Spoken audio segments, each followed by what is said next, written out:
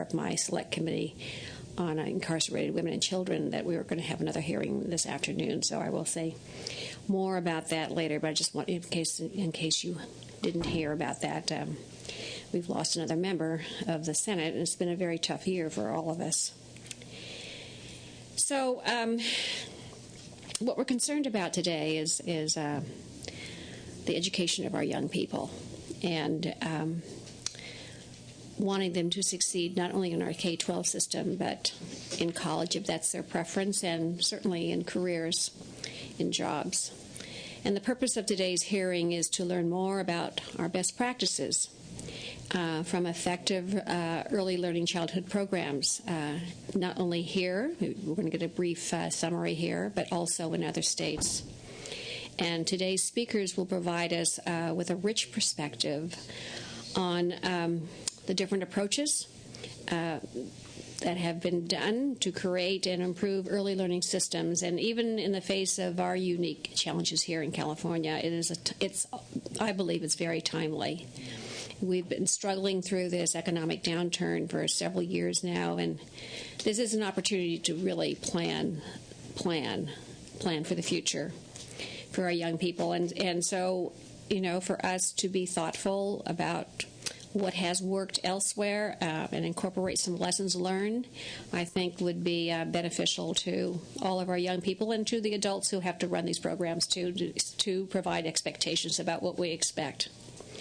So to begin with, in our program, we have Lenore Erling from the Senate Office of Research. And Lenore, I really thank you very much. You've been a good stalwart person to help my office, and Rachel Ehlers from the LAO's office. Thank you very much. And you're going to provide us some context, some background about what California is doing, and so I'd like to. We have state public programs, the Head Start program, the First Five, and private groups. So with that, you can give us a quick overview about what we have been doing or what we are doing. Okay, my name is Lenore Erling, and I work for the Senate Office of Research, and I'll be working off of a handout that looks like this, that's in your packet. Mm-hmm. Okay. So the first page shows the different programs as they are funded in the budget. And these categories have more to do with who's eligible and what the services are for than the type of care.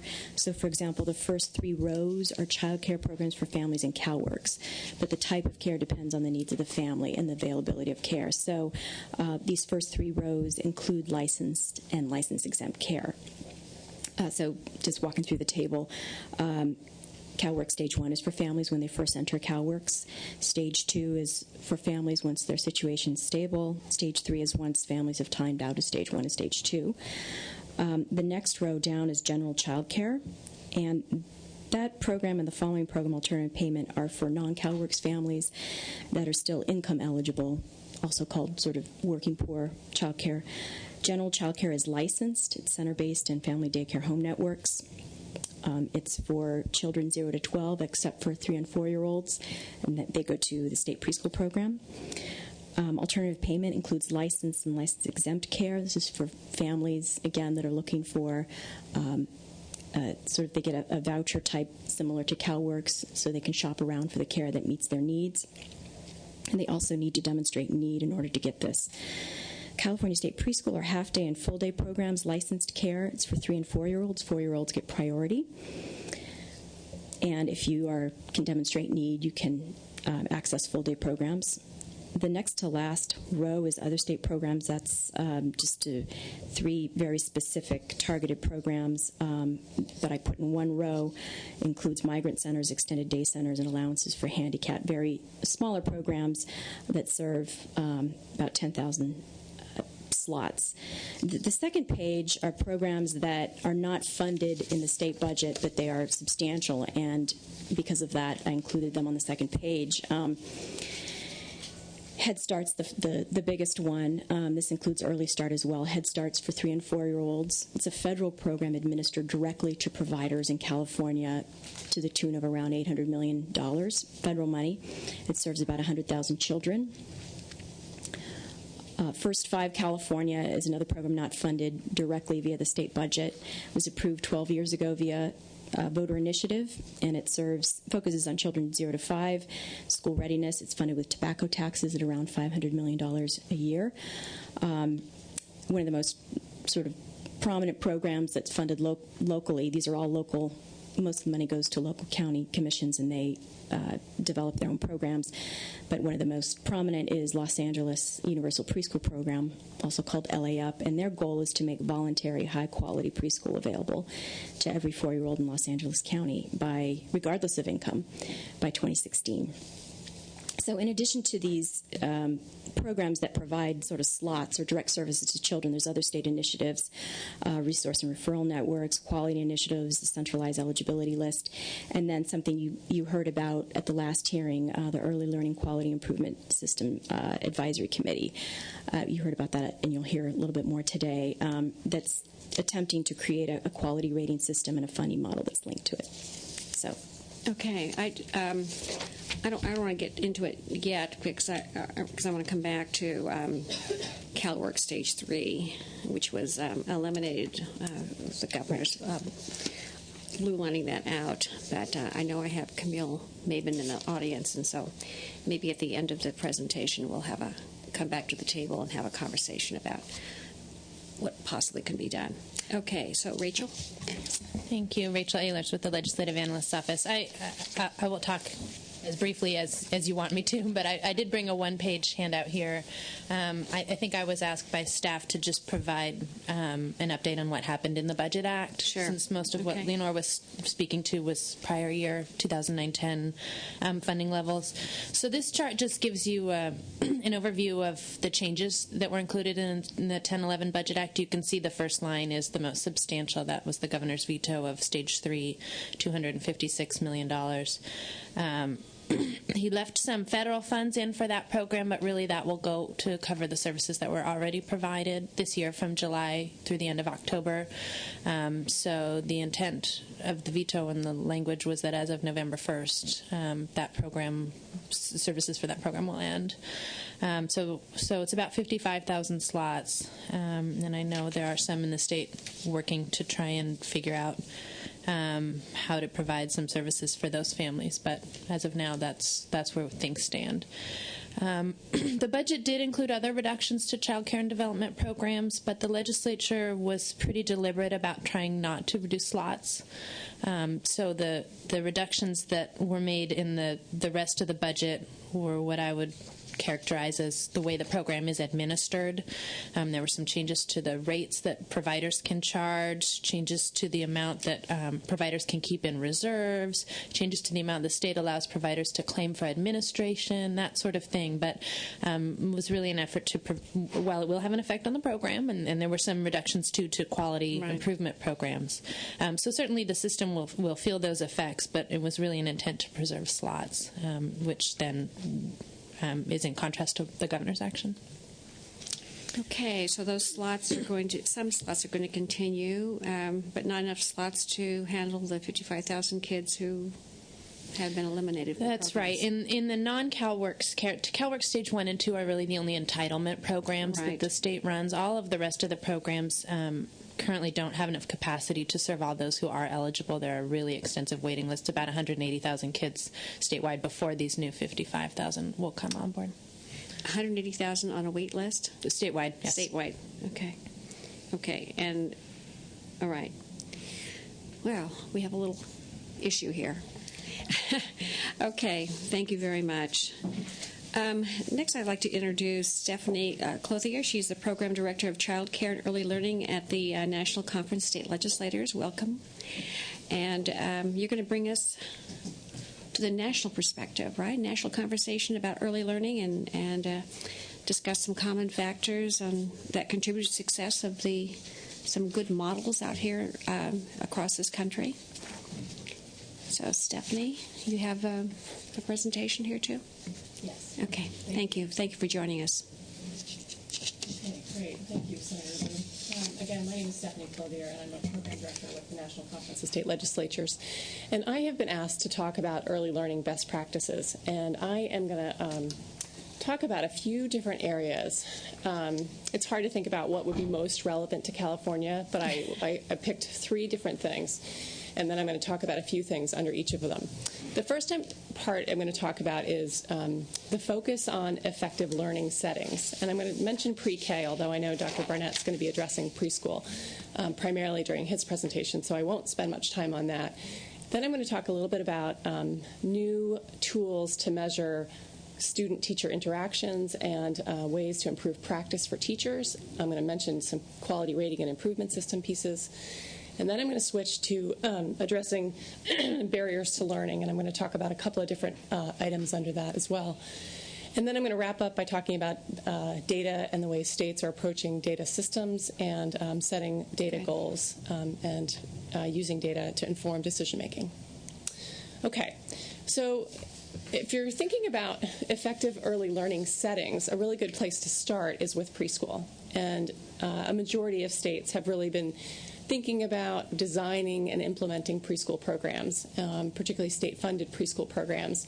And what we've seen over the last several years is consistent expansion of funding and increased access to these preschool programs among states that are really looking to either go towards universal or towards, a significant number of young children who are, at risk in a particular targeted population. I think policymakers have been particularly interested in preschool because of the both evaluation research as well as the economic research that shows really strong outcomes for young children and return on investment from these programs. I think in terms of a best practice, though, I think the caution is not to overpromise preschool, that the only way to get the kinds of outcomes that these evaluation studies have shown is to actually invest in a high-quality program, and Steve's going to be talking about some of the elements of that, but for sure it's high quality, it's adequately funded, there's a higher education system in place to train teachers, and those are the kinds of best practices that the highest quality programs have. So for sure pre-K is one of them. Another area that I think is particularly interesting that I wanted to include is thinking about how to improve children's experiences by focusing on the teacher-child interaction. And I think this is a new piece for states and for communities to think about. And then there's some new research on it as well. And the idea here is to think about how do you actually get at the essence of what happens in a classroom between a teacher and a student? And how do you think about how to improve that practice so that there is really good learning going on in the classroom? And there's been quality measures and observational measures in classrooms before, but there's a new measure now that Dr. Bob Pianta has developed, and it's called the CLASS, and it's meant to measure teacher-child interaction in a number of ways, and it's well researched, and I think it's a really good new tool that gets at the heart of what's good teaching and how do you promote good learning among young children. So that really seems to have emerged as a new practice. The other thing that's, I think, very important is to think about then. So you've been able to measure it, and you understand then what's happening and what the level of quality is in a particular classroom. Then the question is, how do you promote improved practice from the teacher? And so there's a number of different kinds of tools that are out there. Dr. Pianta has his particular method of coaching teachers and providing online resources and classes and a number of different ways to get feedback. So that's one, and there are other coaching models that are out there. But it's, I think, the combination of being able to observe quality, being able to understand what's happening in the classroom, and then to be able to help the teacher improve their practice with students. So I think that's another best practice that's promising out there. The third thing that states have been really engaged in is quality rating and improvement systems. And I know that California is in the process of developing the system, and then we'll be rolling out a set of pilots for the quality rating and improvement system. We have seen these as very, very attractive options for states. A majority of states, I think we're at about 44 states that have either designed a quality rating and improvement system or are in the process of designing or implementing one. And it's really caught on across the country in an amazing way. And I think I think actually it's somewhat related to pre-K, meaning that there have been states that have really looked at and looked at the evaluation studies and said, we want to see high quality in all of our settings. We don't want to just see it in our preschool programs. We want to see it in child care as well. And how do we move that system towards higher quality? And so I think that's part of why quality rating and improvement systems have been really popular. And as I mentioned, they really are catching on across the country. This is just a map that shows some of the statewide programs, and then actually it also includes all of the quality, so the whole map is filled in. But it's about 44 states. Most states are engaged in quality rating and improvement system development. I think, though, looking at these, the way these have rolled out across the country, I think there's a few things to keep in mind. One is that because quality rating systems have been very popular and states have really wanted to launch them, communities have wanted to launch them, in some cases they have launched them with very little money. And I think that that's something to keep an eye on, given the successful programs have required strong investment in the supports for providers. So I think there's a real need to be careful about rollouts so that you don't just have the rating part and no improvement part. Because to get providers to go from the lower quality to the higher quality really requires some investment. And I'll give you an example in a minute.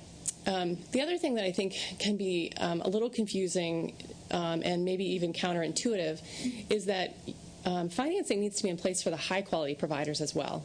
It's tempting to just say, well, we need to focus on moving the low-quality providers up the scale.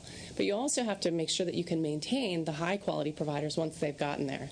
And so I think that's another thing that states have grappled with in terms of how to finance that and how to think about how that works within the bigger system of moving providers to higher quality. The other thing that seems important from looking at other states is participation of providers. And some of the most successful quality rating and improvement systems have had high participation rates. And so, there's a sort of a question. I think the launching of quality rating and improvement systems is tricky because the need to have a lot of participation, but also having it managed in a way that is manageable to get it off the ground. But for sure, if quality rating systems are going to be systemic, that they are going to help drive quality, professional development, financing, monitoring, and evaluation, those kinds of things, then having a high rate of participation is really key. So that's something down the road for California to think about, but something I think that's important. The other thing that seems to have emerged around quality rating systems is the complexity of them. I think across the country, the early quality rating and improvement systems were very complicated. I think it was just an opportunity for people to put everything they ever wanted into a quality rating system, and you ended up with hundreds of items and lots of standards, and it was really complicated. So I think I haven't seen what California is thinking about, but keeping it simple is probably not a bad thing from a communication standpoint, from having providers understand what's expected of them, and then to be able to evaluate it.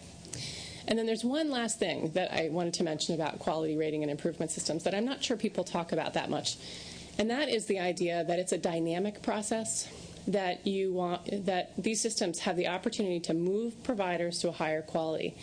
And then the question is, what happens to the lower quality? Do you decide then at some point that bottom rung is no longer adequate, that you've actually moved most people up, and then you can actually have the higher quality rating system in place, and you actually get rid of the lowest level. So there's something to be thought about in terms of the dynamics about quality rating and improvement systems, not just having it be a system in place forever, but how it actually moves providers to higher quality and then changes your system along the way. I wanted to mention Pennsylvania as a best practice state. They have, I think, a very strong quality rating and improvement system that includes strong financial incentives, very good communication about the standards, high participation rates, and a strong evaluation. So it's a state that has been very thoughtful about what it costs to actually improve quality. And you'll see a variety of ways, and you probably have in your debates about quality rating and improvement systems, about how much things should cost and what are the increments to get providers to move up the levels. But Pennsylvania has a strong system. Okay, so now I'm going to switch gears for a second and move to my next topic, which is barriers to learning. And I wanted to focus on a sort of what's been a tricky issue out there, which is emotional and behavioral skills. And I don't know if there's been debates in California, but it seems in the early childhood field that there has been sort of this tension between cognitive development and social and emotional development, and that somehow they are different, that they are somehow taught separately, and that one is more important than the other. And I actually put this slide in here because I think there's really a lot of good thinking going on and research that really backs up the fact that emotional and behavioral skills are actually just foundational to learning. They are part of how kids learn. And if you think about it, what these kinds of skills are things like the ability to attend to a task, attention. They are things like self-regulation, being able to participate in something by being able to regulate your behavior enough to participate in the way that particular activity is designed. And working memory, which is just being able to hold a rule in mind while you're doing an activity. And that's the kind of thing that will help children learn reading, will help children learn math. So these kinds of what are called by developmental psychologists as executive function skills, those tend to be actually just integral to the way children learn. And it may be a little bit sort of it's very different than what adults do. I think that what happened to social and emotional was that there was sort of this soft skills idea that was attributed to them. And that may be more of an adult term than what really plays out for young children. So I wanted to put that in there because there are new curricula and new research about executive function that are very exciting, both about how foundational they are and how predictive they are for later academic achievement. And then there are also interventions to help young children learn these skills through learning activities like math and early reading skills. So it's an exciting and emerging topic, and I think states will start seeing more of that. Good. So then on the flip side, one is to teach the skills, meaning all children need to focus on attention and learn self-regulation and those kinds of things. But then there are also children who have emerging emotional and behavioral problems, and states are really starting to address those as well. A new report that Georgetown put out was on mental health consultation. And so states are trying to figure out, well, what do we do when children have emerging behavior problems? How do we identify those? How do we provide services for those? Or how do we support the current caregiver to provide the kinds of services that are needed? So mental health consultation is an issue or a strategy that's being used in a number of states, 29 states at this point from last count. And it provides the kind of capacity building for teachers to be able to identify behaviors and understand how to work with them in a classroom environment. And they, I think we have a lot to learn about how effective these are and which parts are effective and that kind of thing. But they're certainly being done in states, and actually California, I think, I know that San Francisco is also using this particular strategy. So it's definitely the kind of thing that will help address the emotional and behavioral problems that are coming up. There's also a number of interventions that are designed to help find children where they are. So whether it's a pediatric practice or a child welfare office or a child care classroom, to be able to find those kids who are having emerging problems or diagnosable problems and treating them through those particular venues. I think the tricky thing is with any of these, and I sort of put both of these in there because they are either not well understood or tricky, like mental health consultation for young children or mental health, early childhood mental health or infant mental health can trigger the stigma of mental health and the mental health system. And I think what people are doing who are trying to figure out interventions to help parents with their young children is thinking about some of these points of contact and then not communicating it as a mental health service, but as an infant-toddler service or a parent support service. And I think those are the kinds of things that may help move this into more practice and make it easier for parents to access it. Because young children, or parents with young children, an 18-month-old, don't go thinking they need mental health services, but they actually go to the pediatrician and could get services there. So there's some exciting things going on there. I'm going to mention home visiting as another kind of support. Obviously, home environments can be barriers to early learning.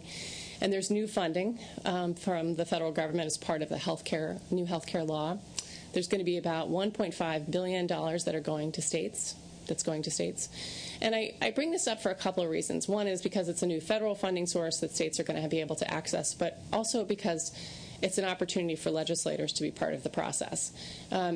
there is a three-phase process here, and at this point, we haven't heard of a lot of legislative involvement, so I thought I would bring it up here because states have basically completed the first two phases. They've submitted the initial application, and they have done a needs assessment. And so the next part of the process is the development of a state plan. And I think that's a nice place for legislators to think about participating because the needs assessment's done, the initial funding is out, and then the question is, what will the state do next? So I just put a few questions here for legislators to think about. One is, how do legislators want to be involved? How will they be involved? These are grants that come from the federal government. They may or may not be appropriated in your state. So there may not be an appropriation role for legislators. And if there isn't, then what role should legislators play? And then I think there's real questions around, what does the needs assessment point to? Where can those home visiting funds be helpful in your state in terms of the services you provide to families? And then also, how can the state think about this as a planning opportunity to think about, well, where does home visiting fit in our state, and what do we want to be doing with it? Okay, and I'm going to get to my last few comments here. So the other thing that I think has been really interesting that states have been focused on is data and data systems. We started looking at state legislators and states that were doing innovative things with data a few years ago. And there were states like Pennsylvania that had designed what they call risk and reach, which is the ability to map out by county the risk factors children face and to rate the counties accordingly, and then to map out on top of that their investments, and then to use that as a way to figure out, well, where should our next investment go, where are our quality strengths, where are our weaknesses, that kind of thing. And there were other states that were using data to map out similarly, and we really saw a sense that states were looking for good ways to use data to inform their decision making, and then we actually started to see then the federal government get interested in data systems as well.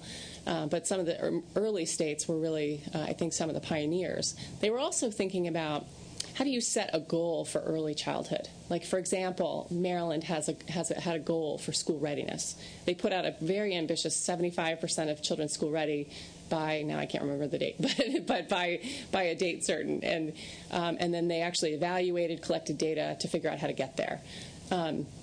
Now there are a couple of different ways that the federal government is incentivizing work on data systems. One is through the Early Childhood Advisory Councils. And your Early Childhood, Early Learning Advisory Council here in California will also be engaged in thinking about and making recommendations for a data system. And so I think there'll be, now that states across the country will be focused on data and having to come up with recommendations, there's going to be a lot of work in this area. There are also other federal grants that are helping states with funding to do work on data systems. So I think we're going to see a lot more work there. There are new tools to help states think about data systems. The Early Childhood Data Collaborative is one group that put out a tool to help states start thinking about data systems and to think about the kind of elements that you might want in one. And then there's obviously the experience from some of these other states that have developed data systems to think about, how do you link them, what do you want them to do. And I think it can be a little overwhelming to think about data systems because they are often outdated and fragmented and only set up to give you sort of the limited kind of data that they were initially intended to provide. But I think we're going to see a lot more innovation here. And I think for policymakers, the place to start here is to figure out what are the questions you want your data system to answer, and then to figure out how to build your system to do that. Because I think what can be dangerous is to do a whole scan of all the data systems you have and who's got which data on which child for what purpose. And I think you can get lost in all of those systems and what they can and cannot do. So it may make sense for policymakers to start by saying, I think we really need to be answering these 5 questions, and then let's build it to do that. I'm going to just give you one example, which is Maryland. It's nice to have people who've gone before you, I think. Right. And they are a state that has really focused on data systems really since the mid-'90s. And they rolled out a couple things. First is a statewide kindergarten assessment And then they also have rolled out a child care automated system, which is also a data system. And they anchor it with some unique student identifiers and workforce identifiers and program identifiers. And they have used that to be able to develop a whole set of data that will help them understand how children are doing, what kinds of programs they've been in, and what kinds of teacher credentials do they have in place, and how does that support student success. So I just give Maryland as an example because, it's good to really have at least one, or there's a few states that have really done some of this already, and I think we can certainly learn from their experience and some of the challenges and pitfalls that have gone along with that. So I think we'll be seeing more of that. And then I will just end with a couple of thoughts. One is obviously states are struggling with tough fiscal times in California as much as any. But these are good times to plan, and we were talking about that earlier. And states are really in a position to plan around home visiting. You all are in an opportunity to plan for your quality rating system. You're also going to be able to learn from your transitional kindergarten program that was just passed. And then I think there's also just a lot of learning that can be done from the local experience you have from the first 5 commissions, for example, and then to think about what did you learn, what's been effective, and are there opportunities for statewide application of some of those learnings. And the last thing I'll say, which I think actually was alluded to earlier in the earlier presentation, is the challenge around access and effectiveness. And I think that's going to be the challenge going forward for states, is to think about how to be able to do both. The tendency will be to say, well, we lost this number of spaces for children in childcare, we're just going to replace those. And maybe you may want to think about some kind of balance between the ability to have access and then to think about the kinds of settings those children are in. So again, how to balance the two, access and effectiveness. Thank you very much. Thank you very much, Stephanie. What do you think are some of the greatest challenges to having a high-quality early education system? Madam Chair, there are a number. Right. I think the challenges that states have faced are around the higher education system and making sure that that is designed to prepare the teachers to do what you expect them to do. And I think what's been tricky is that people have wanted to, for example, expand their preschool programs, but they kind of have to have their higher education program catch up with what they're doing, so that the curriculum and the training for teachers actually aligns with where you're trying to go with your program. So I think higher education is a challenge. I think actually that evaluation is a challenge. I think that there have been programs that have been launched, and I think it would be really great to have a chance to see how they're doing. I know that evaluation is often the first thing cut when times are tough, and that but we're at a critical point where we kind of need to have the data on how children are doing. What difference do these programs make, and what kinds of programs make the most difference? So I would point to those two things. And when Maryland started their data system collecting or developing the data system in the 90s, did Pennsylvania, I mean, do you see that other states too face these economic challenges or just policy challenges, or, how did they overcome them? Madam Chair, I think there's some of it, I think, had to have been really smart IT people. I mean, part of it was pulling the stakeholders together. I know in Pennsylvania they pulled together about 100 people to be able to figure it out so that they could get some of their older systems to be able to talk to their newer systems. But they also had to know where they were going. So I think part of it was really just figuring out the kind of system they wanted, and then which part of some of these older systems could they leverage. Because I think my sense is for Pennsylvania, they kept a lot of their old programs and figured out how to link them, which is very different than investing in a newer system to be able to collect that data. So I think figuring out the match to get what you want is the important part. Okay. Thank you very much for the presentation. I'd now like to welcome Dr. Stephen Barnett, co-director of the National Institute of Early Learning and Research at Rutgers University. And Dr. Barnett was so kind to make sure that we all got copies of his analysis of state preschools across this country, 2009. It's okay. And He conducts research on the economics of early childhood education and is the author of this yearbook. And I've asked him to provide us with an overview of high-quality pre-K programs in other states. And I know that we have visited both New Jersey and Maryland, so welcome. Welcome, and look forward to your insights of how we can do this here in California.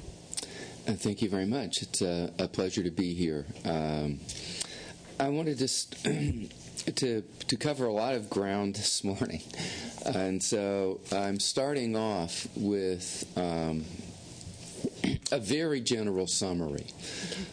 We conducted a meta-analysis, which is basically a statistical summary of all of the research studies on effectiveness of preschool programs going back to 1960.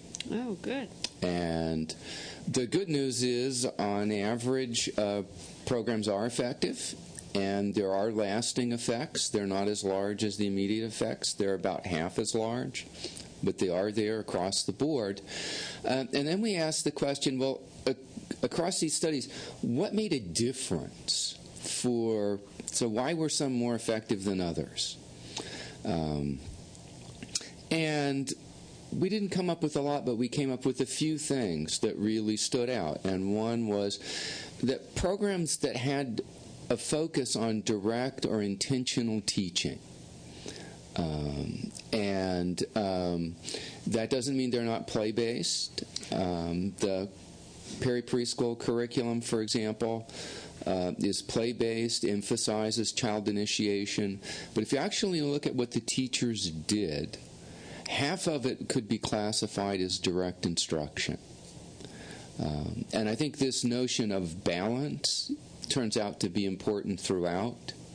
So it's never an either-or. As Stephanie said, it's not social versus cognitive. Right. It's both. It's not play versus teaching. It's teaching through play. Individualization and small group experiences. This really resonates with what we know from the rest of the education literature. The most powerful form of teaching is one-to-one tutoring.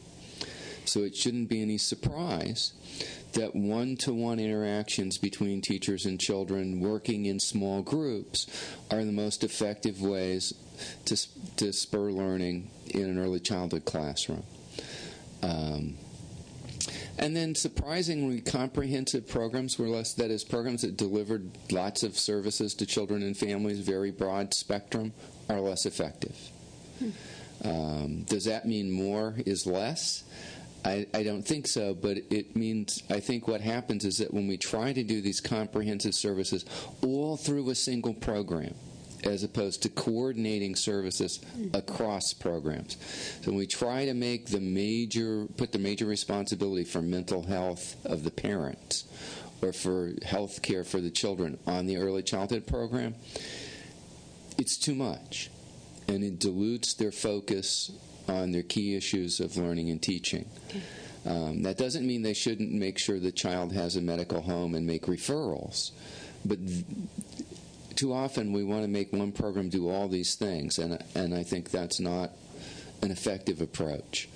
Now, from other studies, if we look within the meta-analysis at specific studies, we find that what you focus on matters. Children learn what's taught. So if you have an approach that only focuses on academics, you don't help social and emotional development. If you have a program that's all about social and emotional development and ignores language, literacy, math, and science, children don't learn much of that.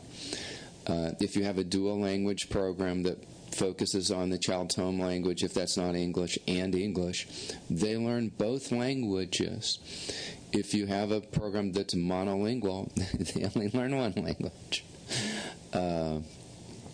And then finally, continuous planning and feedback with strong supervision and leadership, and I'm going to come back to that.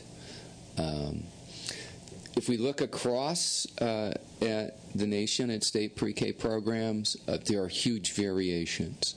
Some are almost entirely in the public schools. Some are almost entirely private.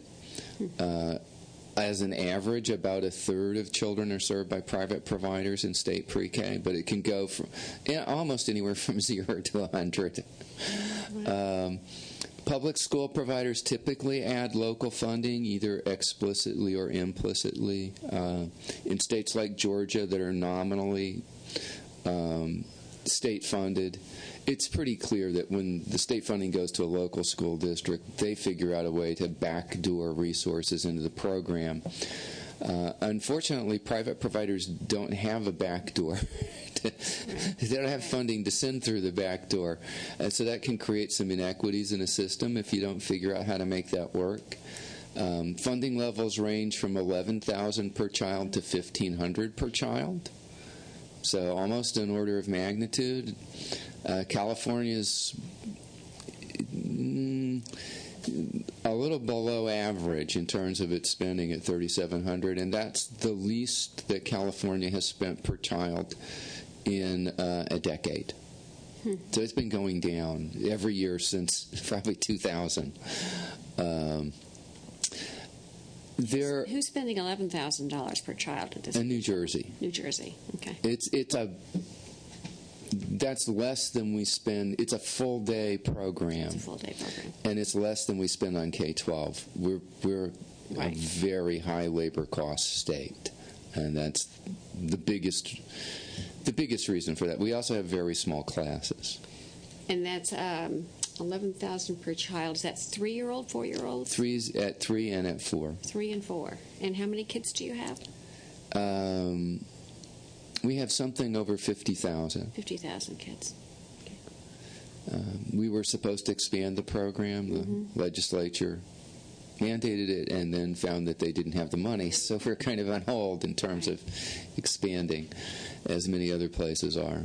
And enrollment goes anywhere from essentially every child in the state. In Oklahoma, Florida's getting close, to states that only enrolled, say, 2% of their 4-year-olds. So they're huge as I said, the variation is just tremendous. If we look across states over the last 7 years, we've been tracking states on 10 benchmarks for quality standards.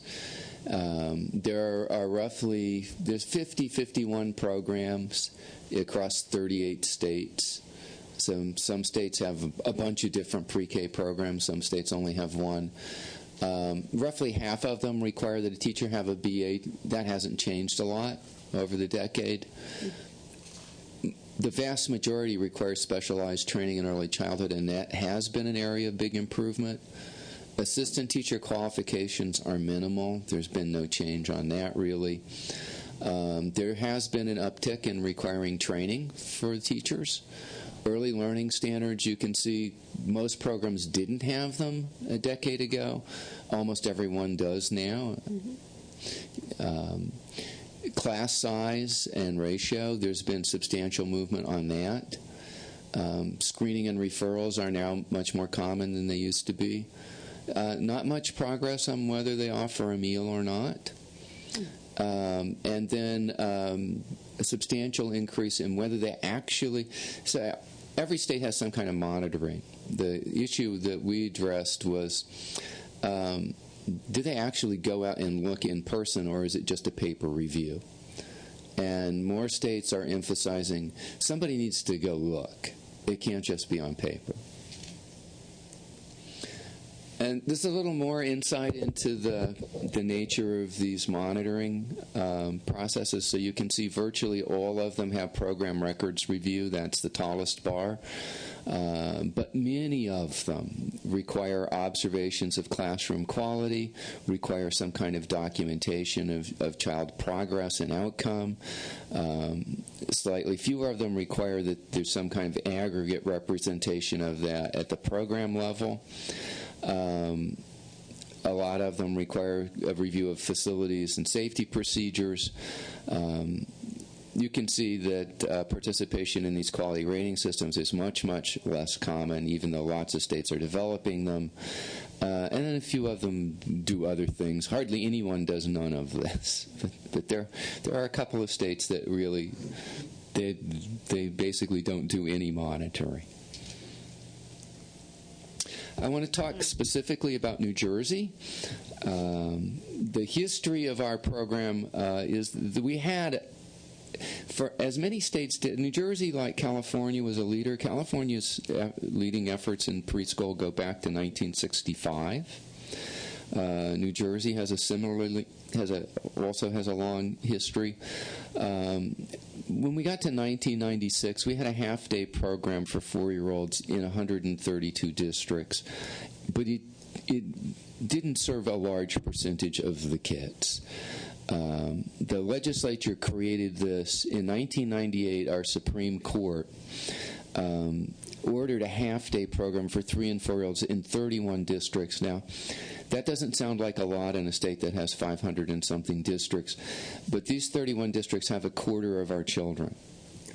And they have probably over 90% of our African American and Latino kids and our low-income kids. So these are districts where there's a high level of immigrant population, a high level of low-income population. Typically, more than 40% of the kids in a district qualify for free or reduced lunch. And in a wealthy state, that's pretty intense. And so they required that we implement a high-quality program. They authorized us to do that through a mixed public-private delivery system. The latest development was that in 2008, the legislature actually passed a new school funding formula that included this pre-K and expanded it to about 100 more districts. The critical components of this are a certified teacher and assistant in every class. That's a licensed teacher with a 4-year degree and an early childhood certification. The court ordered that we had early childhood specialist teachers in the classroom. We didn't have an early childhood certificate in higher education for teachers to earn at the time, so we had to create that. And I think one of the advantages that we had, I mean, it's a disadvantage not having one, but being able to design one specifically around the goals of our program was an advantage. It's a full day, 6-hour. It's a full 6-hour educational day, 180-plus day program with wraparound child care that virtually every child is entitled to enroll in. Maximum class size of 15 students, and evidence-based curricula. They have a choice, but the state restricts their choices to research, to curricula for which we think there's a research base. We created early learning standards and program guidelines that everyone has to follow. The state provides support and local districts provide support for students who have potential learning difficulties, whether those are cognitive or social or emotional, and provides professional development for key staff. Our system of providers is 2/3 private, nonprofit, for-profit, faith-based. Basically, any provider can participate if they're willing to provide the critical components on the previous slide. So there are no double standards. Just because you're faith-based or for-profit doesn't mean you can do something different. Districts are responsible for contracting, not the state. So these decisions about who's contracted with are made at the local level. Program providers that do not provide quality up to the district's satisfaction are fired. By the district? By the district. Mm-hmm. And they rehire someone else. You know, they put out a bid for a contract to replace them. Districts provide a lot of support to the providers so that they're integrated. In terms of professional development, there's a coach for every 15 classrooms. Maybe it's 30 classrooms as the requirement. And this integration is so intensive that when we did a survey of teachers, we found the vast majority of the teachers in our survey identified as public school teachers. And and I thought we did something wrong. But it turns out that the vast majority of the teachers in private, even if they're in a Hebrew school or kinder care, if they're part of this program, they identify as a public school teacher. It's that close a linkage. The districts are on the hook with the state for quality. So the state quality is overseen at the local site level, at the district level, and at the state level, and each level is held responsible by the next level up. And we do that with a continuous improvement cycle. Mm-hmm. And so when we develop standards, we annually measure and assess progress toward meeting those standards. We then analyze the results of those assessments, and we make plans for professional development, for support, for, if necessary, firing providers and hiring new ones, implementing professional development and technical assistance at the local level, at the local site, at the district level, and the state level, and then repeat.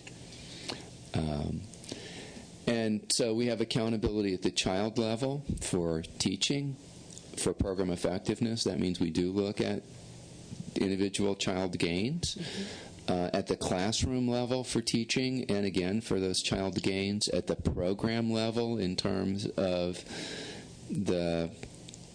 what are children learning and how efficiently are you spending your dollars, and at the state level in terms of program effectiveness and efficiency again. And so we have a set of instruments that have been developed. So we have standards for teaching and learning, for program implementation, state regulations, and for what the Supreme Court has ordered.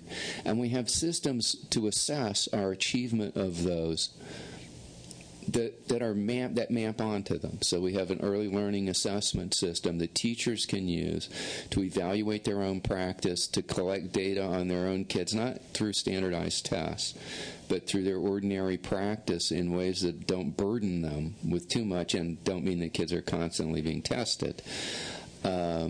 We have self-assessment and validation systems at the program level. We have limited review examination. What does that mean? Some programs we don't look in detail, do detailed audits of everybody, but we do look over their finances, and if programs get flagged for what could be an irregularity, then they get an intensive review to make sure that public money is being spent the way it should. And then we have a higher education consortium. NEAR is part of that. It's conducted several longitudinal studies where we collect data statewide on samples of children's learning and development, on samples of classroom practice. So there's external validation of data in the system. And then this information is fed back into the system in terms of, so how are we performing, what are our strengths and weaknesses, what do we need to do next in terms of our state plans to make things better. So I want to show you the consequences of that. Unfortunately, I don't have the most recent data because we've continued making progress, but this is our teacher literacy. This is the quality of our teacher literacy practices on a scale that goes from 1 to 5. And you can see the vast majority were 2 or less, or less than 3 to start with, and we've totally shifted the distribution. And although we have grown the program, it's important to keep in mind we didn't get rid of the private providers that we had. We upgraded them. So this really is a measure of change in the system rather than replacing people with new people. You can see the same thing on mathematics, but not as dramatic. We still feel we have a long way to go in terms of improving math teaching in preschool. This is an overall measure, the Early Childhood Environment Rating Scale. Most people in early childhood are familiar with that. It's widely used. It's maybe not as good as the class in some ways, but in practical terms, it's pretty similar in terms of what it tells you about the program. And you really don't want to be below a 3. That's hurting kids.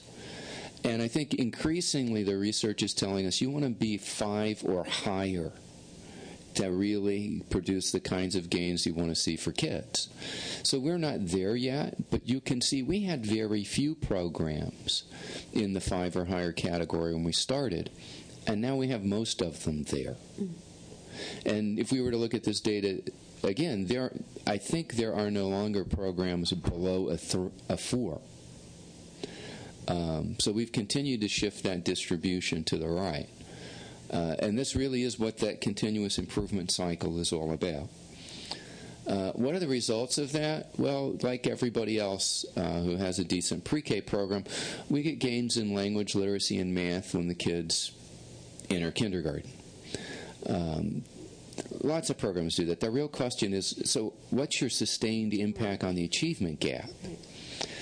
We find that both early and late we get twice the gain from intervening at 3 as we do at 4.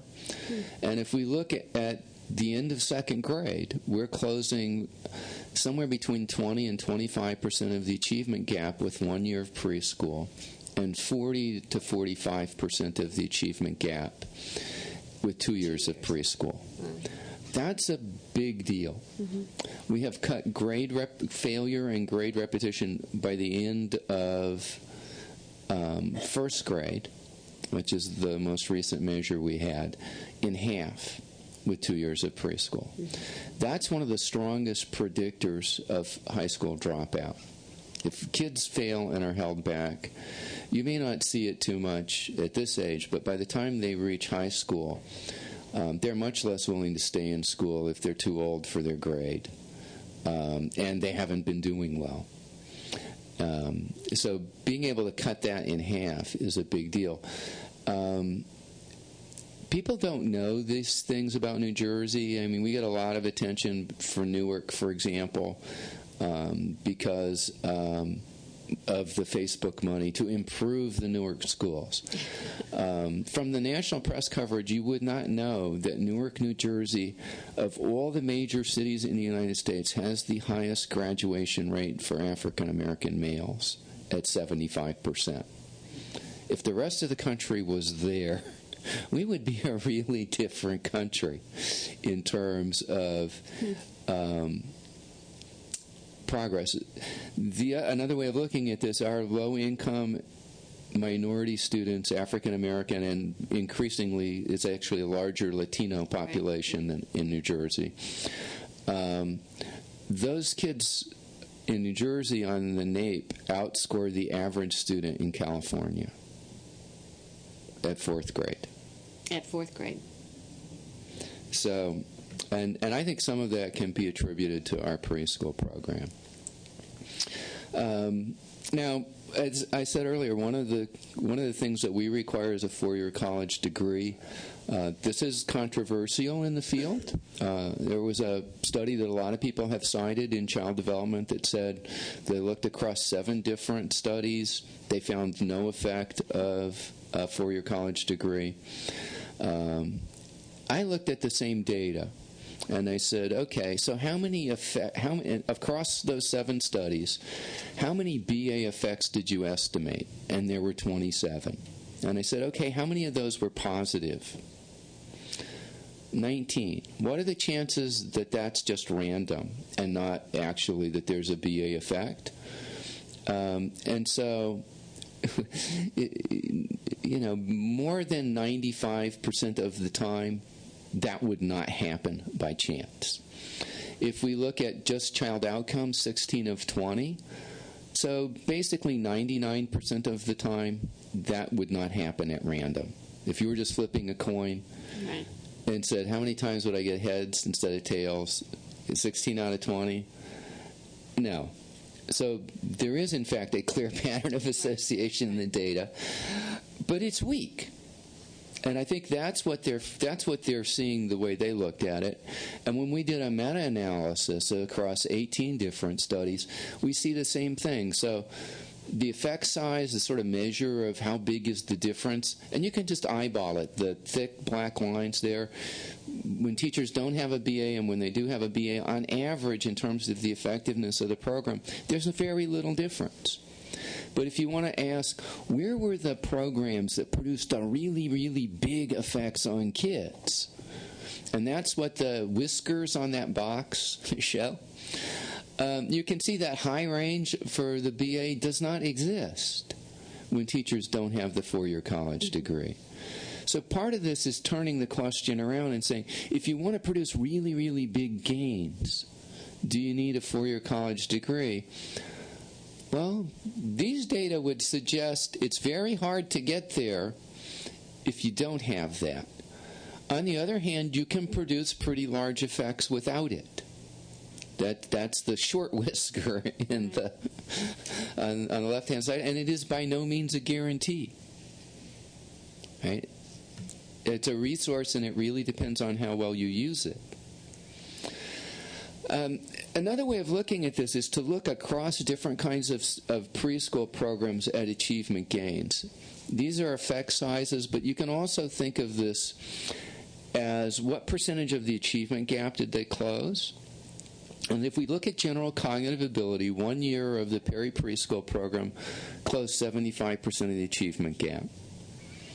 If we look at an average of 8 state pre-K programs we've looked at, 1 year closed 25%. When we looked at California's state preschool programs in the public schools, which were the only ones we were able to look at, and I have to say, as a caveat, we only got into half of them, and it's possible that it's the best half that let us in. They were closing half of the achievement gap at kindergarten entry. Now, in the other states that we looked at, we had the state's mandate that had to let us in. But still, even taking that into account, I don't think there's any other conclusion but that there's a substantial portion of California state preschool programs that are producing very, very good results for kids learning. And if we compare that to, say, Head Start, yeah, even the largest estimate of what Head Start would produce equivalently is to close maybe 13% of the achievement gap. So these California programs are outperforming Head Start by several times. If we look at math, the same thing, at least double the performance. If we look at simple print and literacy skills, and those are easy to teach, right? So there's only 26 letters. Right?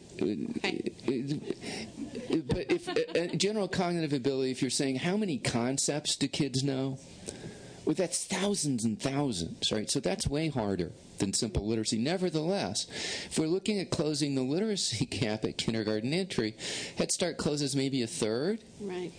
And the California preschool gap was preschool program was more than closing the gap. Well, that's a big deal. And so California, I mean, it's just, advice is easy to give, but I would say California really ought to be looking at what are these programs doing, and how do we get that in more of our programs in California, because they're doing a terrific job, especially with $3,700 per child from the state. Congratulations out there. But and the teacher quality, I mean, the teacher background is all the same for the Head Start and the pre-K, California pre-K?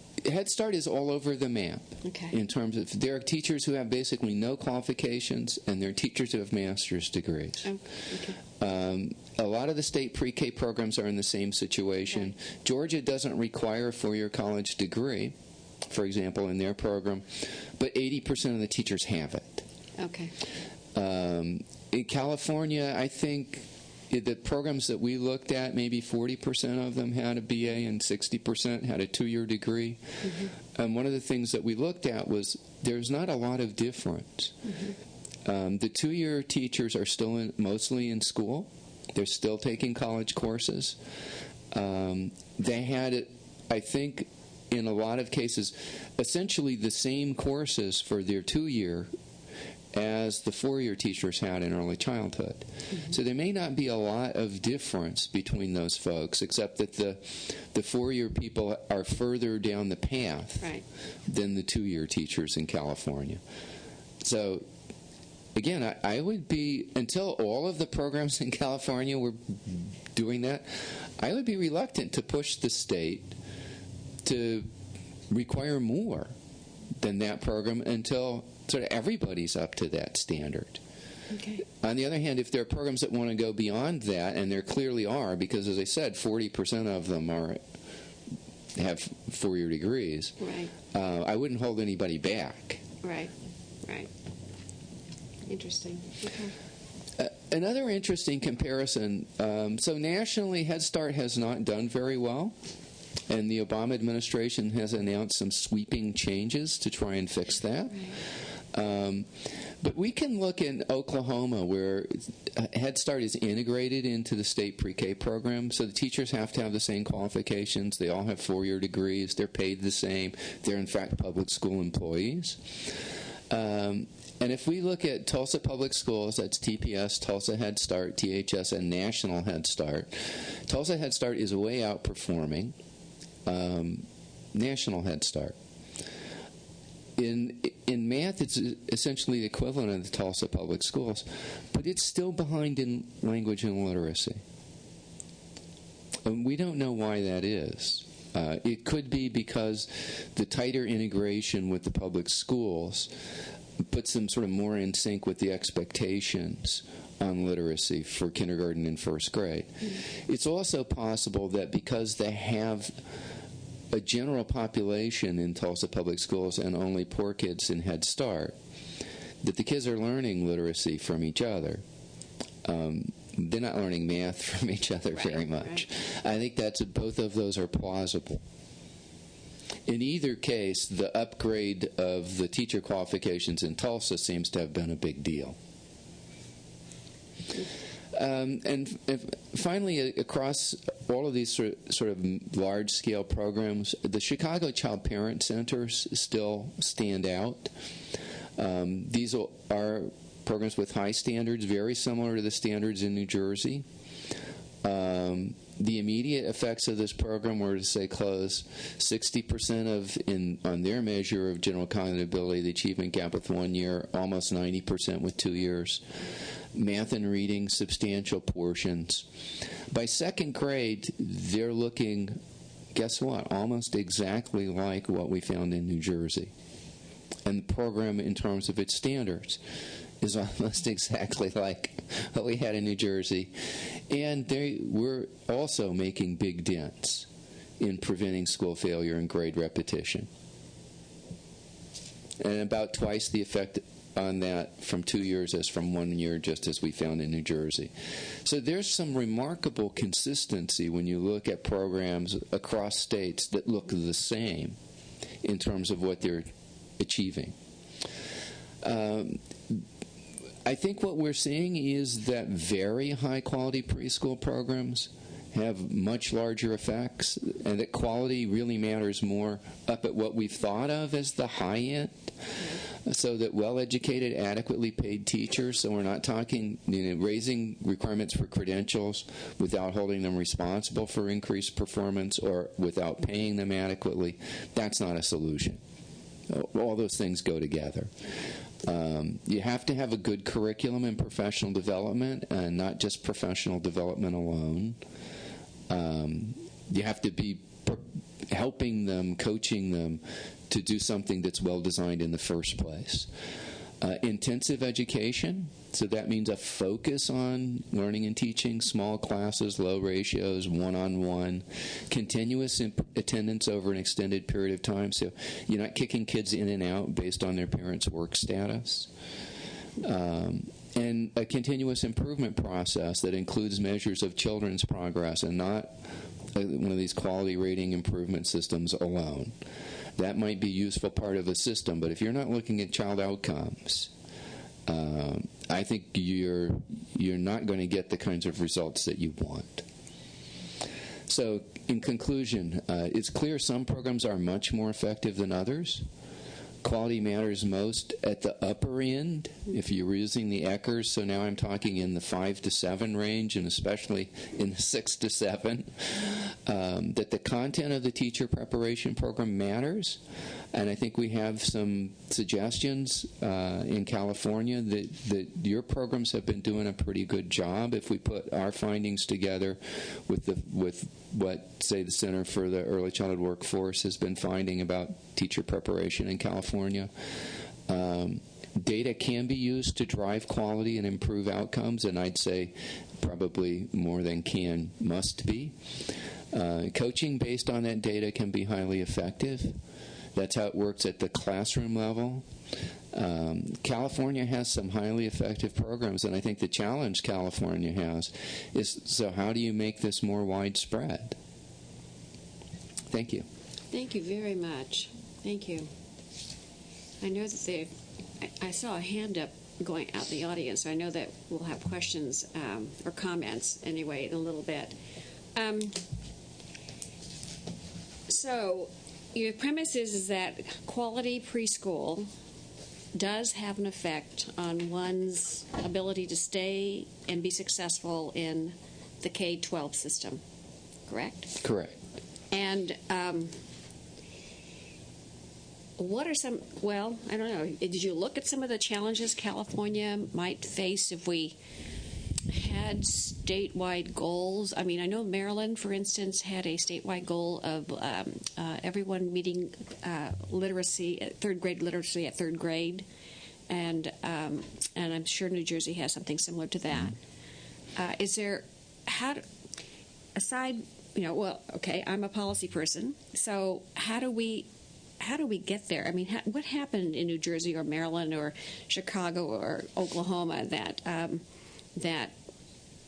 the consensus was that the policy folks that, well, this is what we need to do in order to move forward on this issue? I mean, we had a little conversation ahead of time, and I just feel like we're on the cusp of making wonderful changes and connections because we have all the pieces here in California. We just don't have all the good connectors and maybe some evaluation systems that need to eliminate what's not working and give more resources to those programs that are working. So I'm kind of all over the map here, but we need to focus in on some issues, and you just made a little case that perhaps it's not the teachers.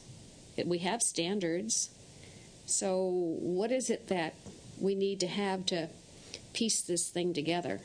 I would go back to one of Stephanie's answers, and I think that's data. So if you think about how do we create a continuous improvement system for California, if you have statewide goals for what you want to accomplish in preschool and by third grade, you need a data system that tells you, so how are we doing? And when you have a fragmented system, the question is, so how do you get everybody into the same data system? And I think that's where your Early Learning Advisory Council, your state advisory council can help. They have money from the federal government, and they have discretion over how they use that. And one of the ways to use it is to develop a data system that says, okay, we're going to collect systematically the same kinds of data on classroom quality and children's learning and development from all of our programs. And you don't have to do that at a local level. You want people using instruments they can use for self-assessment, and you have to have a system of professional development from the state to help them do that. And that's one component of the data system, but it's not the monitoring part of it. Right? To connect with the monitoring part of it, you want to do, I think, some kind of sampling. So there you need to have, you don't want to test every child. Right. You don't want to measure quality in every classroom, but you want to measure the quality in a representative selection of classrooms in your different kinds of programs, and you want to measure what did kids know when they entered and what did kids know when they left for a representative sample of kids. And the magic, if you will, of statistics is that it doesn't matter whether you're Rhode Island or California, you basically need the same sample size. That's really not any more expensive for California to do this than it is for a very small state. You know, a random sample of 1,000 kids in California can give you tremendous confidence in what you're finding. And that's not a lot of... Right. Once you want to break it down and say, well, we want to compare this program and that program, then you're talking somewhat larger samples. But still, as an expenditure, it's not a major part of your costs, but it can help guide the decision making about, so where do we need to put resources? Who needs to get strengthened in what ways? You make it sound so simple. Okay, thank you very much, Steve. Our next and last part of this is to include Stephanie and Camille Maben, who's the director of the Child Development Division at the California Department of Education, to come join us.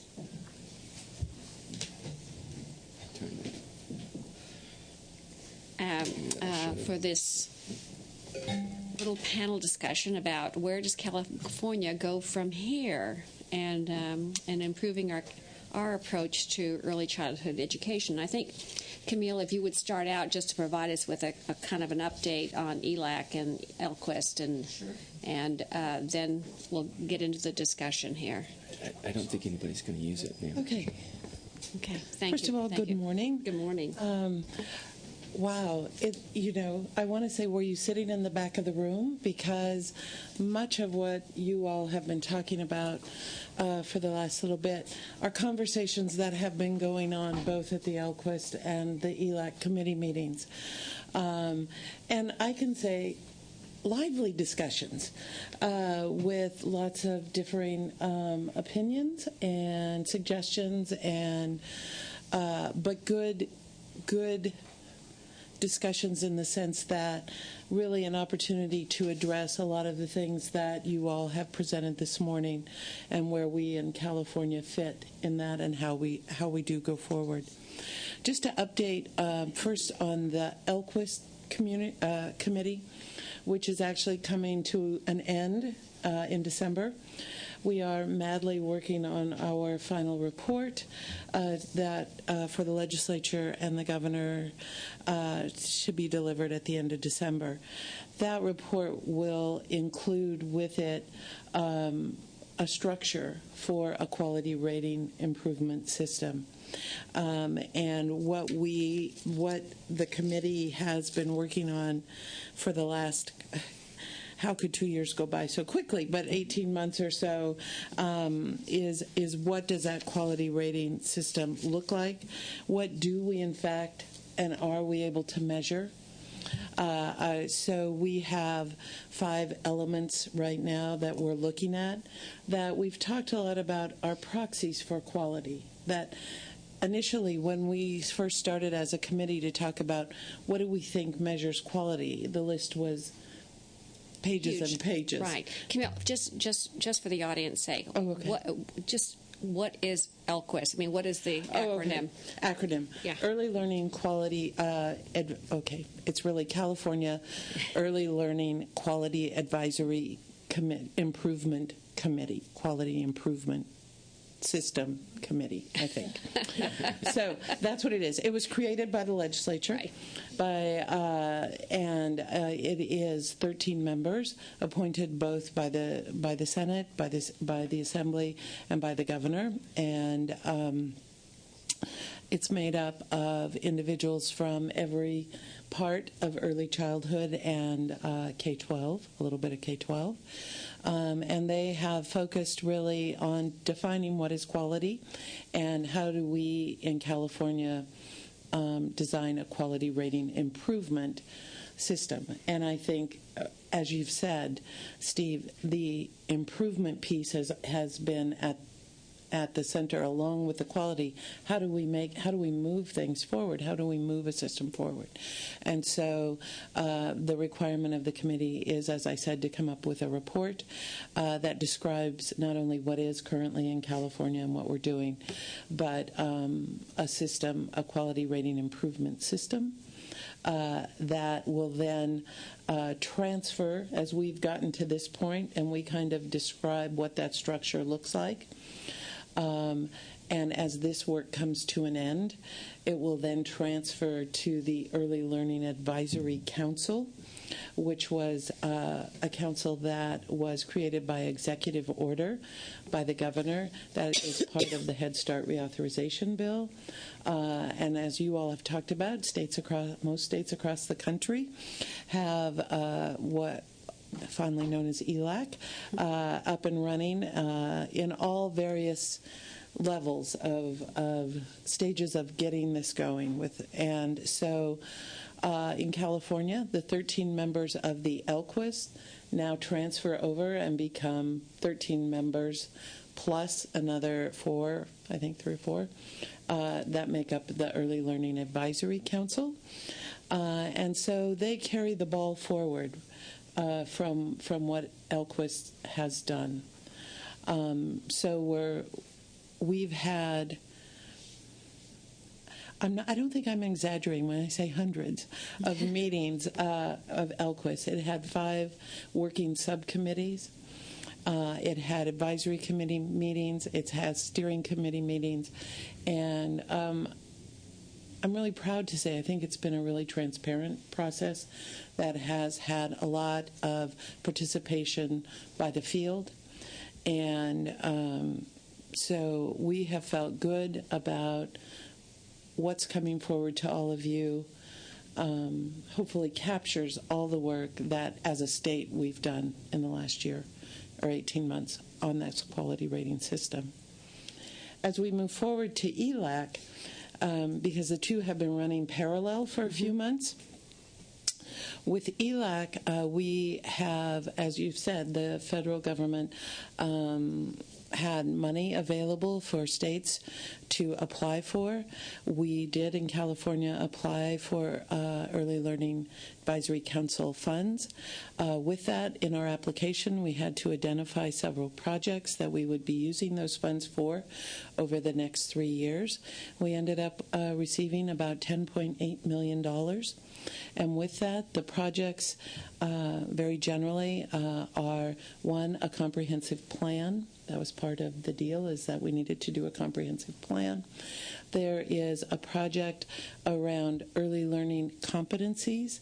Those are teacher competencies that we've been working with higher ed and other stakeholders to develop over the last year or so. They're in final draft, about ready to come forward. And those basically say, these are what we expect quality teachers to know and be able to do, and here are the competencies that we believe they need to have.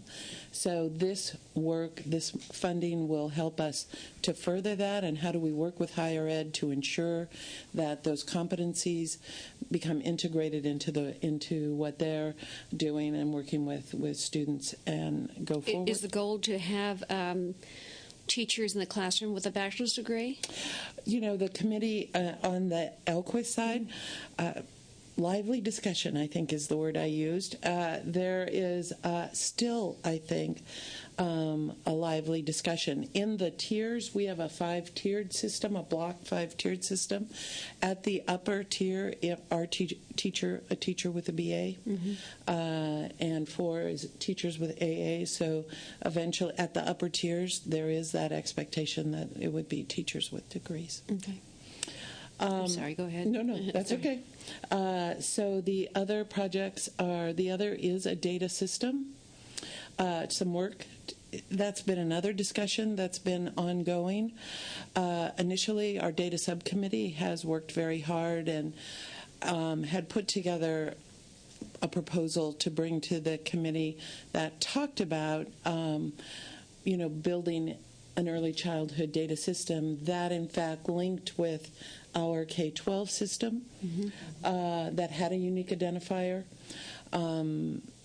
And there, at the committee and in the final application, there was a belief that CalPADS itself, that we should do some kind of gap analysis first to see, in fact, if we couldn't use CalPADS or what is missing for our data analysis. So it was changed from maybe the development or a feasibility study of a data system to an analysis of where the gaps are in what we currently collect and what we would need to go forward.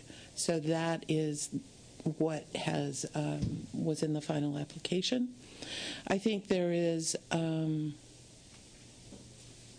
are mixed feelings on the committee, or not a consensus, I should say, on what the data system should look like, or even for some members, even if there needs to be a data system, but that we should connect on to our existing K-12 system. That's still a discussion that will move forward to ELAC as we move on. I think everyone recognizes the need to have data and have information. How we get there is still a little bit up in the air. Okay. And then finally, the fourth project, which is the bulk of it, is the bulk of the funding, will go towards the pilot studies. We talked about piloting this QRIS, and so the bulk of the money will be used towards establishing those getting those pilots up and running those pilots over the next 3 years. How many pilots do you think you're going to have? You know what? It's been all over the map. We've had there hasn't been a specific number. Some of the folks on the committee are tending to go deeper, study more things, go deeper. Others are saying no, broader, not so deep, more different types of programs. We're really looking at, and we're working with, folks have been great. We've had a lot of both RAND and AIR and Abby Cohen with the technical assistance at the Fed. Everybody has been great about working with us to say we really need to think about what it is we want these pilots, we want to learn from these pilots, what's the most important information, and can we do some differing types of pilots? In other words, where we know we have some really systems that are up and running, are there some things we can do there and learn from them that wouldn't take as much of an investment possibly as starting with someone from scratch? And what does it look like in a rural place versus, San Diego County, for instance? We know they've done a lot with data. They're doing, some really good things. What do we learn from them now? Power preschool programs throughout the state, so taking all of those. So that will be the work of the ELAC as it moves forward. Its next meeting is in November. In the governor's veto message, he says in there that the work of this, or the facilitating of this, ELAC will move to Sacramento County Office of Education. They're going to be contracting with some folks to actually do the facilitating and kind of running of this committee. It's tri-chaired by the Department of Ed, the Secretary's Office, and First Five, which in itself is just a little bit of a challenge to get, every three-headed monster that we've created but here. We're working on it. Everybody's working on it. So that's about where we are. I don't know if you have questions. Well, yes. Okay. Go Where ahead. do you start? Okay, so where do you think California goes from here after, listening to both Steve and Stephanie talk about successes that other folks are having across the country, and Steve alluding to the fact that, yes, even the state preschools are doing a bang-up job for $3,700 or $3,500 a year. So and I would just say they're really struggling to do, in the scheme of our reimbursement rate, they really struggle. They're doing a great job, and we're very proud of them. But what they could do with just a little bit more, but so be it. So where do we go from here? I think it is a balance, as we've said, between how do you improve quality and, most of all, have available for the people in the field who are actually doing this work, the technical assistance they need, the support they need, all of those things. Additionally, while making sure that access is there for children and you're serving, which, as you've heard with our long waiting list, we're not there yet. We have a long way to go. But that is the balance that has to happen. And now with the stage 3 cuts, you even have more kids. We do. I don't even know if they're qualified, but it is. Well, that's a whole nother story, right. But okay. and we can get there. But so I think it is that balance. I think in looking at quality, different from days when I do wish I live in Rhode Island, because you could call people and they could all fit in here and we could have a big discussion. It doesn't work that way in this state. And so moving it is sometimes like, turning the Titanic in a bathtub, because it just is, there's a lot of us. And so, for instance, I'm very excited about the relationship we have with higher ed, in the sense, especially, we work really closely with community colleges and CSU to align curriculums, to take I think we're doing a good job of developing foundations and frameworks. I think we have a assessment system that's aligned to those things. We now are piloting a school readiness desired results assessment that kindergarten teachers can look at. So we're starting to connect a bit, with K-12, which is good. So we've got those things. We've done some good work we have a long way to go, but with English learners, which for our state is huge population, and how do we do that? So I think we've got some things working, and the community colleges are working very hard to align courses of study that incorporate not only all of these things, but what's best for children across the system. They're adding community colleges, to do that work. Right. The quality rating system gives them some dates, or suggests some dates to have those things done by. So I'm really, I think we've got some of those pieces. I worry a bit this year, our quality, in the name of access. So here's where the balance is. In the name of access, our quality dollars took a hit again this year. And so if what we're saying, which I believe you, and I believe it's true anyway, is that we need to provide that technical assistance and those resources, as we continue to shrink the money to do that, I don't know how that happens. And so, and a portion of that money this year went for the second year to community care licensing, right, which nobody's going to argue. We need to help community care licensing. But it needs a little bit more help than us, and I think that, so we have many challenges, and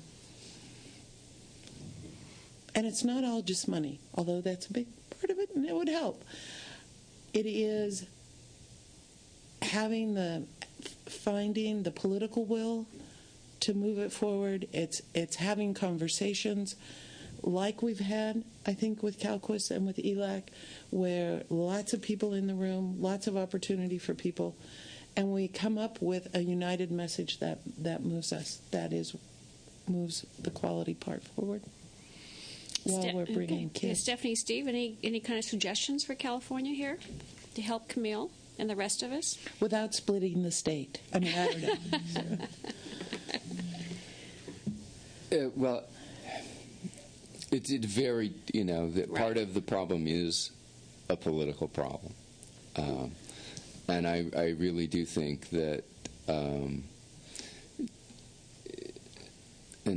Stephanie may want to add to this, as I look across states, having someone at the state level really takes leadership, helps turn that battleship around. Because California is a big and complex state. But every state has the same issues, the same conflicts, the same difference of interests, the same silos. What really can make a difference is that somebody in the legislature or the governor's office somewhere takes leadership of it and really pulls. A lot of those, a lot of folks do respond to leadership, and when key decisions are made, I think that having someone who has a vision and is willing to expend the political capital, and sometimes it turns out not to be as expensive as one might think, because people people don't like being made to do things sometimes that they wouldn't otherwise do, but after the fact they kind of appreciate that the leadership did get them someplace good. So that's part of the answer to that. I guess the other thing generally is if you really have to come down in terms of where do you spend your money, most of the people that you're providing child care subsidies can find cheap child care that isn't very good on their own. It will cost them more money, it'll be a hardship, but they'll find it. If you're not providing the quality in the program, then you really have to think from a state perspective, what are we really doing for people? And that's where I go back to you have a program, and you've done those huge studies. Rand did those huge studies. It's very clear that the quality is highly uneven across programs in California.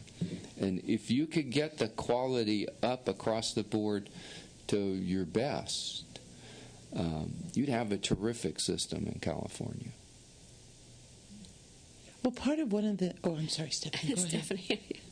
No, go ahead, please. Well, I guess I wanted to build a little bit on what Steve said about leadership and maybe frame it in a little bit of a different way, which is I think it sort of depends on the orientation that you're taking as a state towards some of these. And I was thinking about a couple of examples, and some of them I used. But I think of, for example, a state having a goal focus. So Maryland had a goal focus, and then they built their program to get to there. That meant that their quality rating system was meant to get there. Their preschool was meant to get there. Their data system was meant to get there. Higher ed as well. So that's one way to do it. I think of Pennsylvania, that I would say is more of a gap focus. So they sort of said, what are we doing? And I'll just pick one example. What are we doing across the state? How does it look? What have we mapped? Where are the high-quality programs? Where are the kids who are most at risk, and what are we doing for them? And then, for example, they just launched or are launching a new pilot program for infants and toddlers. They did that because they looked at what they had and they said, we have good quality programs for preschoolers, and we have not very much for our youngest kids. And so we're going to focus on, doing this particular pilot. But that's sort of more of a gap focus. Right. How do we get whole by looking at what we've done? And then I would say the third orientation might be sort of an outcomes or benchmark kind of approach. Not so much like a big goal like school readiness at kindergarten, but what are the kinds of things we want to see for kids, and then having multiple agencies actually measure those. So I think of Washington as an example. They have this G mapping approach where they have a set of benchmarks out there, and actually there's a number of agencies that actually have to say how they are contributing to that outcome. And I think that's another way to think about it. You might have a few things out there and then have people working together to get there. So again, it gets you past some of the fragmentation. It gives you something to orient to. So that's the other thing. Okay, that's helpful. Yeah. You had a comment? No, actually, well, I think I did, but we moved on, so it's fine. Okay, this is your opportunity. I know, and I probably should. Okay, all right. So, do you think there are some aspects that California's ahead of the curve here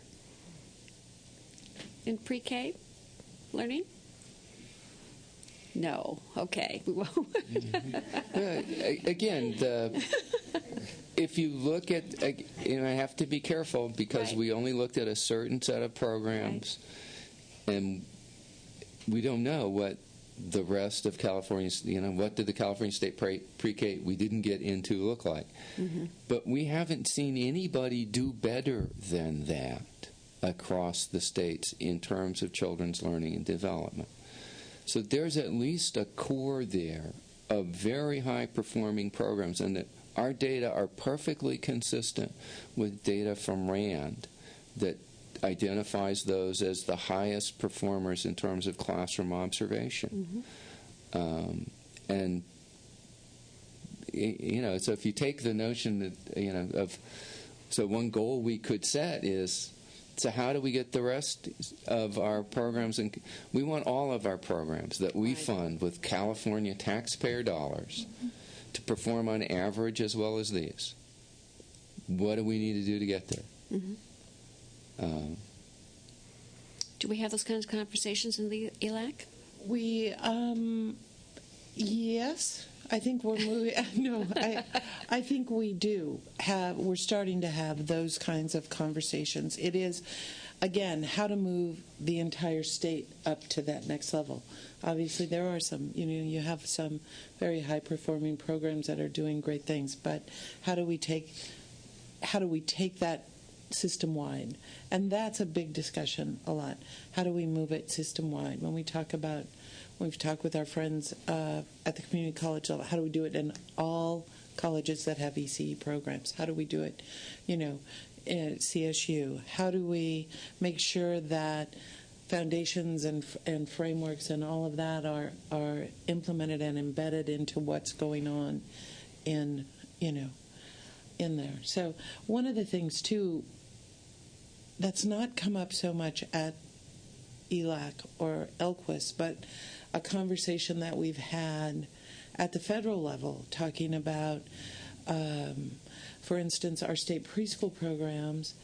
How do we ensure that even those children who are possibly in license exempt care still go and have that preschool experience, for half a day, 2 or 3 days a week or whatever? How do we ensure that all kids are doing that? And is that possible? And how would that work? And how can we? So from the access point, that's not increasing the numbers, but it's saying for those who, how do we ensure that they have that kind of more formal opportunity, as well as staying with, their relative or kith and kin? And so we've talked, at least within our department, about possibilities. Okay, Stephanie? The only thing I wanted to add, I think, is that I think there's, if you're saying what's good in California that, you could build on, or Right. I think that there's so much going on at the local level, and I guess I'm curious about your thoughts, Camille, about the different roles of the sort of core state programs and then the local funding, because you've got these great innovations happening, and if you look across some of the best practices I pointed out, Right. California usually has somebody doing that, whether it's San Francisco or another county, and or if it's infant toddler specialist or something like that. There's a number of places where California counties and First Five commissions are really moving on those. And so you have good experience at the local level that you could draw from, either to take those statewide or to say, well, no, actually what we're going to do is the state will play this role around core services, and then the First Five will play this other enhanced role. Or there may be just different ways to think about it, and I wondered if there had been any conversations along those lines. Right, and talking about that and looking at the pilots and looking at really what is working in California. What do we learn from, what are those lessons that we already know and have learned? What could we do to help either further those programs if need be, or replicate them as a part of the pilot in other places? And so, yes, within the discussions about the pilots, those things are going on. Where you look at those really high quality programs, they're also really good at taking multiple funding sources and putting them all together, Right, to package build them it. together, right. Yeah, and so you've got someone who is just laser at saying, here's a funding source, and the ability to put those together to create what you know, so they can do that. And so it is helping people to understand how to do that as well. So in the administrative part of this, it's helping folks who don't readily understand, well, did you, there's this, and this. Have you tried, And every county, first five, just like, local levels, you have some that are going to invest more, and then others who haven't seen that as a priority yet, maybe will, but Right. in how we do that. So it's helping people understand as well the multiple funding sources and helping them to develop the ability to also harness those and move forward. You're right. No, there's those entrepreneurs out there that really get how you do that. So it's, again, how do you move it? How do you take that so that everybody is? Steve, you described in New Jersey what happens in terms of the planning stage and how you get constant Improvement? buy-in by all. How does that exactly work? When Camille talks about some folks that she really doesn't have direct contact with, et cetera. I mean, there are lots of preschools or daycare centers, et cetera, that are doing, quote, their own thing. How do you draw them into a statewide goal-setting policy? Well, that's hard, and I don't want to be misleading about New Jersey. The cycle that I talked to really applies in the state-funded preschool program, okay, which we have in these places, okay, integrated with childcare. Okay. And with so childcare, special ed, preschool, it's all one thing, coordinated. The funding may come, childcare funding comes from over here and special ed from over here, but it's all one place, and they all have to play by the same rules. Okay. And why do they do that? Well, because they get more money. I mean, that's right. the difficult That's right. thing in the current context. But also because the state did provide very strong leadership. And so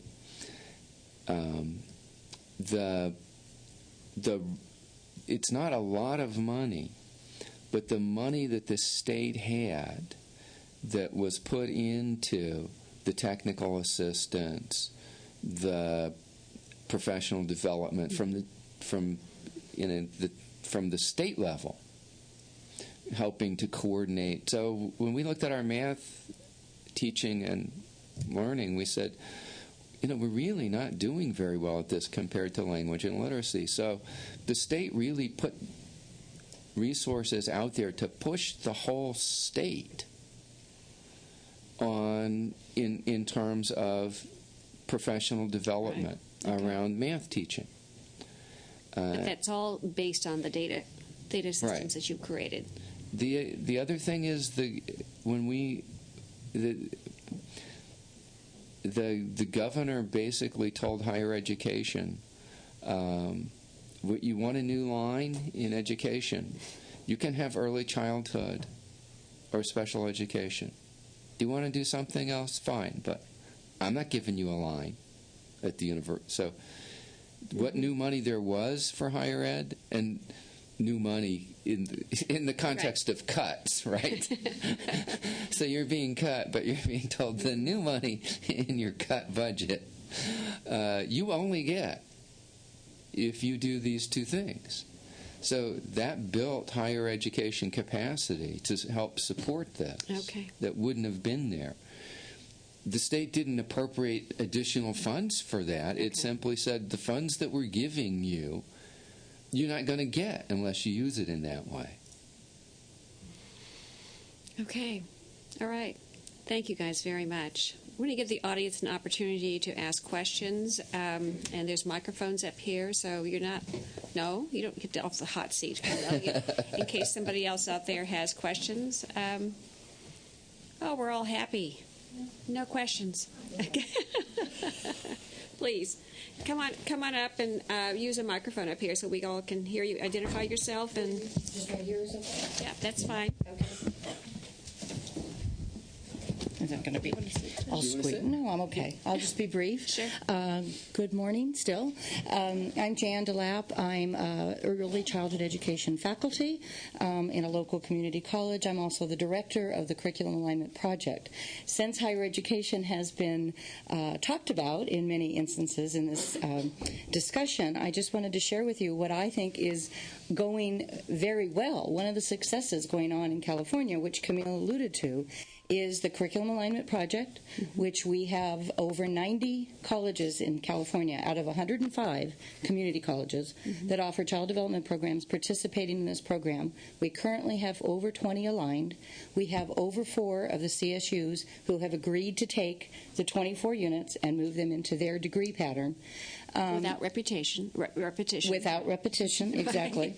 And we're building. It is moving forward with steam. The other thing we are doing is we are taking very seriously SB 1440, the Padilla bill, the transfer bill, and we believe that we will be one of the disciplines that will be one of the first to have a statewide transfer degree pattern. Great. And so we really are, and we are incorporating the work of CDD, not only through the competency work, the teacher competencies, but through the foundations, the framework, the DRDP, which is our child assessment program. That is being integrated into our lower division 8 courses as well as other supplemental courses. So I just wanted to have it out there what is available. Of course, I have a brochure on the Curriculum Alignment Project. I always do. The problem is it changes daily. We just got 3 more colleges that signed up this week. That's but terrific. if you need information, I can leave that. Thank you very much. Here. The sergeants, Okay? right. Yes. Great. Thank you. Thank you. Anyone else with questions or comments?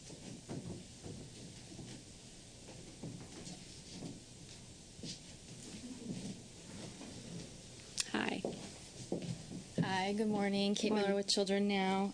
Just wanted to echo on the comments of Stephanie and Steve around the importance of a early childhood data system as a key component of a quality early learning system in California.